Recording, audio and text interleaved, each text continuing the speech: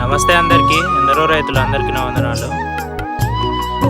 ఇవి వచ్చేసి అయితే మా గుంపు ఒక బర్రె, ఒక పడ్డ, ఒక దూడే, ఒక బర్రె, రెండు దూడలు. ఇవి వచ్చేసి మేకపిల్ల సాత్తు.